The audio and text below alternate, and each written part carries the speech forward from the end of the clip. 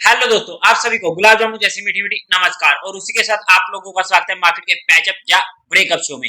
अगर हम सबसे पहले आज के दिन मार्केट को देख लेते हैं तो हमारी बात होती है कि 19,700 से 50 से लेके 800 तक हमारे पास मार्केट जहां पर ओवरसोल्ड हो जाएगी और यही वो रेंज है जहां पर हम इंटरडे पर्सपेक्टिव शॉर्ट कर सकते हैं। और मार्केट क्या ही खुलती है और हमें इमीडिएट मौका मिलता है शॉर्ट करने का और वहां से हमें इमीडिएट 50 पॉइंट की मूवमेंट मिल चुकी थी, हमारा काम हो चुका था।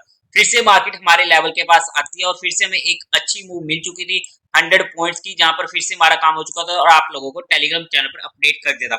उसके बाद हमारे लेवल्स नहीं आए थे तो हमने कोई भी काम नहीं किया, लेकिन स्पेशली फिन निफ्टी को डिस्कस किया था कि फिन निफ्टी हमारे लिए इंटरेस्टिंग होने लगी है डे बाय डे, तो वहां पर हमें काफी ज्यादा एक्शन देखने को मिल सकता है और यही लगी हुई है लाइन है। ये था हमारा रजिस्टेंस, इमीडिएट हमको मूव मिली, फिर से हमारा काम हो चुका था 50 पॉइंट का, फिर से हमको एंट्री मिली और जहां पर तो हमें एक अच्छी मूव मिल चुकी थी 250 पॉइंट की और ये आ चुका था हमारी स्पोर्ट पर जहां पर हमारी एंट्री होती है फिर से कॉल में और क्या ही हमें फिर से 150 पॉइंट की मूव मिल चुकी थी।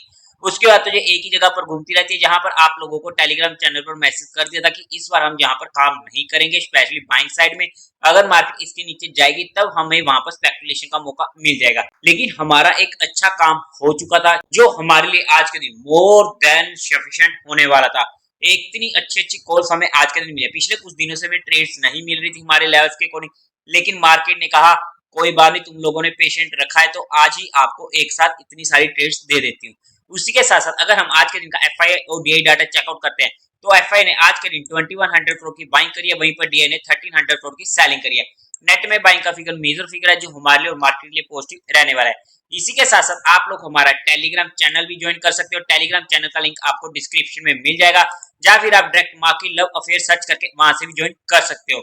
और उसी के साथ साथ आप लोगों को म्यूचुअल फंड में या इंश्योरेंस सेगमेंट में कोई भी हेल्प चाहिए हो, आपकी कोई भी क्वेरी हो, या आपको कुछ भी ओपन करवाना हो, तो डिस्क्रिप्शन में मेरा नंबर मिल जाएगा, आप मुझसे कांटेक्ट कर सकते हैं, आपकी क्वेरी को जल्दी से जल्दी सॉल्व कर दिया जाएगा। अब हम कुछ स्टॉक को डिस्कस करने की कोशिश करते हैं, जहां पर सबसे पहला स्टॉक हमारे पास हो जाता है बीडीएल। अगर आप देखोगे तो यही था इसका ब्रेकआउट का लेवल और वहां से हमें एक अच्छी मूव मिल चुकी थी जहां पर हमारा काम हो चुका था और मेंबर्स के को तो मजा आ ही चुका था। और वहां से ये 4-5 दिन हो चुके हैं इसको टूटते हुए, लेकिन नीचे वॉल्यूम्स अगर आप देखोगे तो वॉल्यूम्स हमें कम देखने को मिल रहे, मतलब कि स्टॉक में दिक्कत नहीं आई है और अपनी इमीडिएट सपोर्ट पर आ चुका है, जहां पर हमारे लिए ट्रेडिंग पर्सपेक्टिव ये स्टॉक नोटिस में रह सकता है। 1145 की वो सपोर्ट होने वाली है। मेजर सपोर्ट की अगर हम बात करते हैं तो 1100 से 1112 की ये सपोर्ट हमारे पास होने वाली है, जहां पर ये हमारे लिए शॉर्ट टर्म का भी कैंडिडेट बन जाएगा। उसी के साथ साथ नेक्स्ट स्टॉक हमारे पास होने वाला है पॉलीकैब। पॉलीकैब में तो हमें क्या ही प्यारा मूव देखने को मिला है। मेंबर्स वीडियो बेशक ना ही हो, लेकिन उनके साथ ये स्टॉक ऑलरेडी डिस्कस हुआ था और ये था हमारा ब्रेकआउट का लेवल, जहां पर इसने ब्रेकआउट दिया और वहां से हमें इमीडिएट मूव दे चुका है। इसके रिजल्ट भी हमें काफी अच्छे देखने को मिले हैं, लेकिन अब ये काफी ज्यादा एक्सटेंड हो चुका है, अब हम इसमें भाग कर काम नहीं कर सकते। कभी भी अगर ये रिट्रेस करने आता है तब ये हमारे नोटिस में रहेगा, वरना हम इसे इजीली ट्रेल कर सकते हैं। उड़ते तीर लेने का मुझे कोई शौक नहीं कि डेस्परेट होकर मैं जहां पर कोई काम करना चाहूँ। इमीडिएट सपोर्ट हमें इसमें मिलेगी 3630 की। नेक्स्ट स्टॉक हमारे पास होने वाला है एक्साइड इंडस्ट्रीज।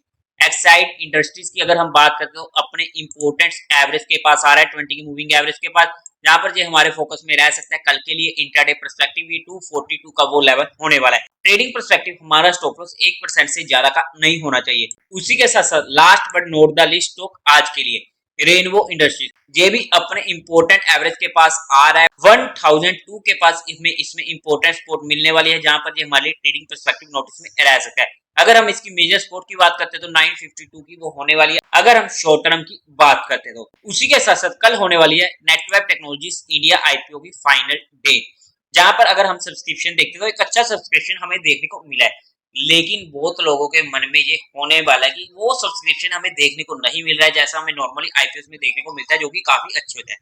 तो वो भी आपको कल देखने को मिल जाएगा, उसकी टेंशन तो मत लीजिएगा। मेरा इसमें पर्सनल डिसीजन ये होने वाला है कि मैं इस आईपीओ को अपने हर फैमिली मेंबर के अकाउंट से एचएनआई कैटेगरी में अप्लाई कर चुका हूं, लेकिन आप लोगों का जो भी डिसीजन हो वो मुझे कमेंट करके जरूर बता दीजिएगा। उसी के साथ साथ एक और आईपीओ कल क्लोज होने वाला है, एसएमई आईपीओ होने वाला है, अशरफी हॉस्पिटल आईपीओ। अगर मैं इसमें अपना फाइनल डिसीजन देने की कोशिश करूं, अगर जहां पर सब्सक्रिप्शन मुझे एटलीस्ट 70x से ऊपर की देखने को मिलती है क्वालिफाइड और एचएनआई कैटेगरी में, तब जाकर मैं वहां पर इस आईपीओ को बीइंग एन अग्रेसिव होकर ही अप्लाई करूंगा। Otherwise being an highly aggressive investor जहां पर मैं एक दो नामों से अप्लाई करने की कोशिश करूंगा। लेकिन ये मेरे पर्सनल डिसीजन होने वाले हैं जो मैंने आप लोगों के साथ एजुकेशन और लर्निंग पर्सपेक्टिव डिस्कस किया है। आप लोग अपने रिस्क फैक्टर को देखते हुए एक बार अपने फाइनेंशियल एडवाइजर से कंसल्ट करके कोई डिसीजन बनाइएगा। उसी के साथ साथ एक और आईपीओ जिसकी कल होने वाली है लिस्टिंग, एक्सेलरेट बीएस इंडिया। मैंने इस आईपीओ को अप्लाई नहीं किया था और मेरा डिसीजन आप लोगों के साथ एज यूजुअल हमेशा क्लियर ही होता है। लेकिन अगर ये आईपीओ मेरे पास होता तो इसमें मेरी सिंपल सी लिस्टिंग स्ट्रेटेजी रहने वाली थी। जो लोग पुराने हैं उनको तो ये चीज मालूम ही है कि मेरी क्या एसएमई आईपीओ में लिस्टिंग स्ट्रेटेजी रहती है। जैसे ये आईपीओ लिस्ट होते हैं एसएमई आईपीओ में, वहां पर इमीडिएटली इन आईपीओ को बुक करने की कोशिश करता हूँ, बिकॉज जनरली ओपन होने के कुछ सेकंड्स में ही, या यूं कहूं कि कुछ माइक्रो सेकंड में हमें यहाँ पर सर्किट्स देखने को मिल जाते हैं। अगर वहां पर अपर सर्किट लग रहे हैं फिर तो हमें कोई दिक्कत नहीं होती और हमें टेंशन भी नहीं होती। लेकिन अगर बाय चांस लोअर सर्किट लगना शुरू हो गया तो हमें वहां पर मेजर दिक्कत का सामना करना पड़ सकता है। इसलिए अगर ये आईपीओ मेरे पास होता तो मैं वहां पर इमीडिएटली इसे बुक करने की कोशिश करता।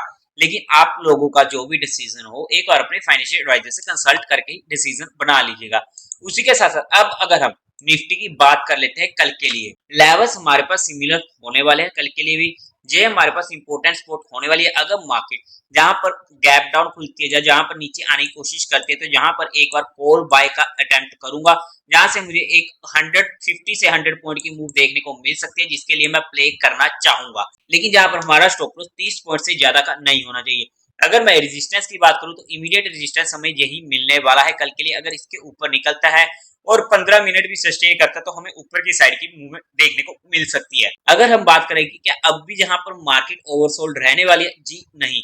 आज के दिन मार्केट फ्लैट रहने की वजह से तो वहां पर पुट को रेशो काफी ज्यादा मैनेज हो चुकी है, तो अब वहां पर हमें ओवरसोल्ड का रीजन जहां पर देखने को नहीं मिलेगा। लेकिन रिलायंस के डी मर्जर को लेकर जो न्यूज है उसकी वजह से रिलायंस और स्पेशली एचडीएफसी बैंक, जनरली हम जहां पर एचडीएफसी ट्विंस की बात करते थे लेकिन अब से सिर्फ एचडीएफसी बैंक की करा करेंगे, तो इन दोनों स्टॉक पर हमारी मूव रहनी चाहिए। अगर इन दोनों स्टॉक्स में हमें मूव देखने को मिलता है तो मार्केट इस लेवल को भी इजीली क्रॉस पे ऊपर की साइड जा सकती है, तो हमें वहां पर थोड़ा इन दोनों स्टॉक से सिग्नल मिलने शुरू हो जाएंगे। और उसी के साथ साथ रिलायंस के फ्यूचर एंड ऑप्शन के जितने भी कॉन्ट्रैक्ट होने वाले हैं वो कल खत्म हो जाएंगे, तो अपने उन कॉन्ट्रैक्ट्स को अपने अकॉर्डिंग मैनेज कर लीजिएगा, वरना हमें बाद में काफी ज्यादा दिक्कत हो सकती है। इस चीज को हमें समझना पड़ेगा। लेकिन जितनी भी चीजें हमने जहां पर डिस्कस करी है वो सिर्फ एजुकेशन, लर्निंग और केस स्टडी पर्सपेक्टिव करी है। ये किसी भी तरीके की कोई भी इन्वेस्टमेंट टिप या एडवाइस नहीं होने वाली है। हम जहां पर चीजों को प्योरली और प्योरली एजुकेशन पर्पस डिस्कस करने की, स्टडी करने की कोशिश करते हैं। फिर भी अगर आप लोगों को इन्वेस्टमेंट या ट्रेडिंग करनी है तो एक बार अपने फाइनेंशियल एडवाइजर से पूछकर काम कीजिएगा। और उसी के साथ साथ देवी और सज्जनों, उम्मीद है आप लोगों को ये वीडियो अच्छी लगी होगी, तो इस वीडियो को लाइक कीजिएगा, शेयर कीजिएगा और साथ ही साथ चैनल को सब्सक्राइब करें। हर हर महादेव।